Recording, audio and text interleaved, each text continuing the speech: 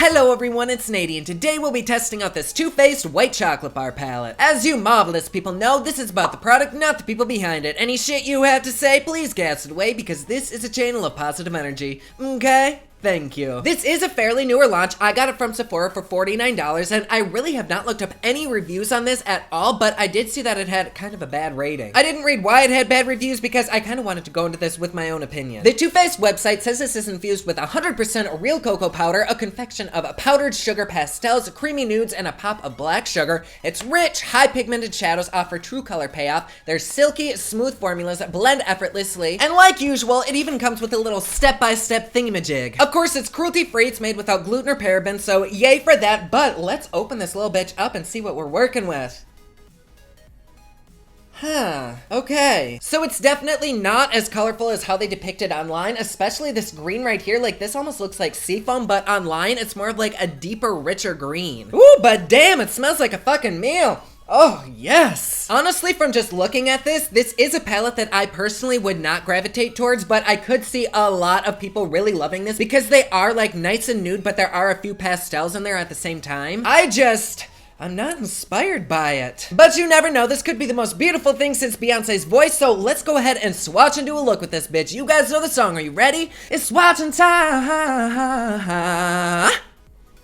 First up, we have mint chocolate, glaze, cake batter, and exotica, and these did pick up very, very nicely. They were a little bit gritty, but when I swatched them, they honestly looked like shit. Like, they did not lay down very well at all. I'm actually really kind of surprised because typically Too Faced does have pretty good products. Next up, we have a chocolate syrup, pearl candy, raspberry rose, and indulge, and once again, these are just really, really rough feeling, and they don't go on very nicely at all, and this is with a smashbox primer as well, and this is what they look like, so I'm really not sure how I feel about this. And here we have lavender cake, guilt-free, smoked sea salt, and frosted apricot, and oh my god, you guys, I just don't know what the fuck is up with this. These did not swatch good at all. I mean, look at that. They're patchy and chunky and chalky. Like, what the hell is wrong with this? Finally, we have cookie dough, sugared raisin, black sugar, and banana date, and oh my god, you guys, I don't even have words for this.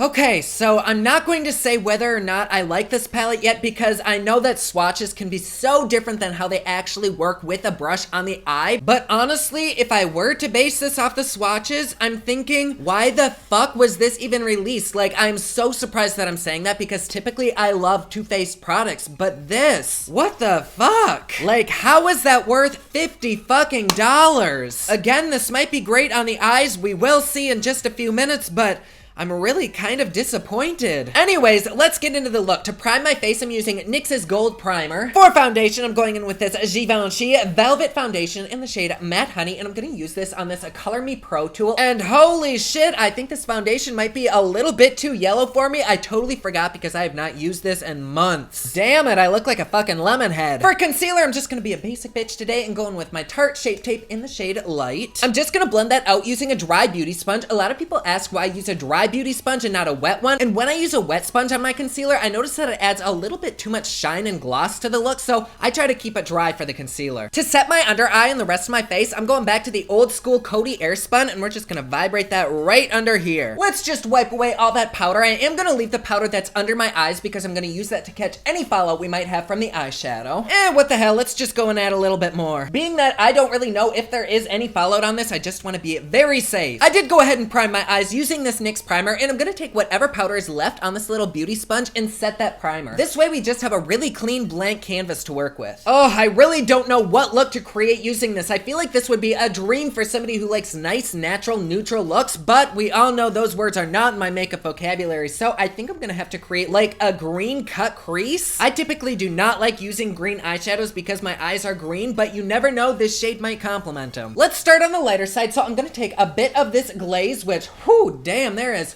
quite a bit of fallout. Oh, yikes. I don't know if you'll be able to see this or not, but just from dipping my brush in once, there is so much fucking kickback, like, oh shit. I am not pressing very hard into the pan whatsoever, and this is like a really, really soft brush. At least it smells like chocolate in here. Ooh, it tastes good too. Holy shit. That legit tastes like candy.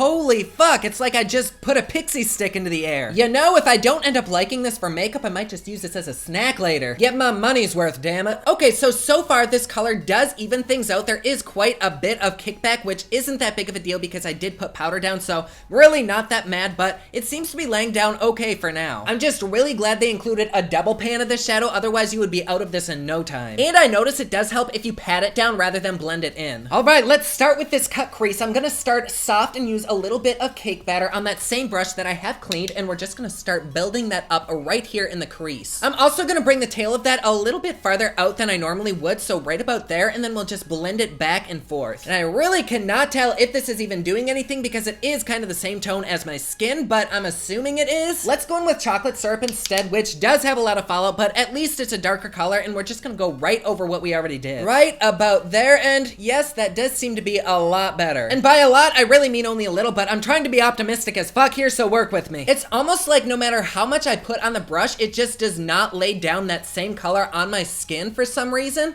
It's just like a wisp of what it is in the pan. And it beats the fuck out of me as to where the pigment's actually going because there's none on my face, but I just keep tasting little sweet things in my mouth. Not gonna lie though, I am kind of digging this edible makeup shit. Like maybe I'll come out with a highlighter that's also a low-cal protein bar. Okay, so after building this up like crazy, we did get some payoff, and this is a really pretty color, and once you build it up, it does look very similar to how it does in the pan, but you just need a shit ton of it. To darken up the crease, I'm gonna go in with this little tiny pencil brush, and I'm gonna take a bit of smoked sea salt, and we're just gonna start on the outer corner and kind of shape the crease we want. The fun thing about cut creases is that you can kind of be on the messy side, and it really doesn't matter because you're just gonna recut that out anyways. You mainly just wanna make sure that the top edge is nice and blended out. Then with some shape tape on a flat brush, we're gonna go in and cut a hoe. Like I pretty much always say whenever I cut a crease, I really love this technique because you can make your eyes look so fucking big, and you can determine how big you want your eye to look by just going a little bit higher and a little bit higher. What I typically do is look forward, and then when I start to see my little hood, I go a little bit above that so that that hood kind of disappears. And I think for this look, I'm gonna bring the green so it's kind of like a wing on the outer edge, so I'm just gonna create that just so that when I lay it down, I have kind of a base to work with. Now that my crease is all sexy and cut, which you can totally do this look not cutting your crease because not everything is always better cut.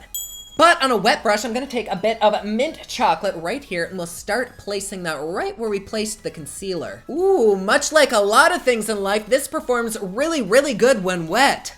Bah. Oh my goodness, I'm just too much for my own self. So personally, I think this look went from semi-okay to super ugly really fucking fast, but we'll try to work with this and see what we get. On this little angled brush, I'm gonna place a little bit more of smoked salt right around the rim of the cut crease. Just gonna take a little break from the upper lid, and I'm gonna put some chocolate syrup on this little brush and start smoking it on the lower lash. Ooh, I don't know. Let's take a little bit of pearl candy, and I'm just gonna place it on the inner corner and kind of work it up the lid. I have no idea if it's because I used the green wet or what, but this is just so splotchy, so I'm taking a little bit of Exotica on my finger, and I'm just gonna try to lay it down. Definitely not a good color combo. It looks so much different on the pan than it does on my eye. This is why I don't like to work with greens. They're just so fucking foreign to me, and they always turn into like a gross looking mess. We will plunge on those, so let's go ahead and line these bitches. Okay, so liner may be slightly helping, but I'm not really sure what's happening right in that area right there. Like, what the fuck is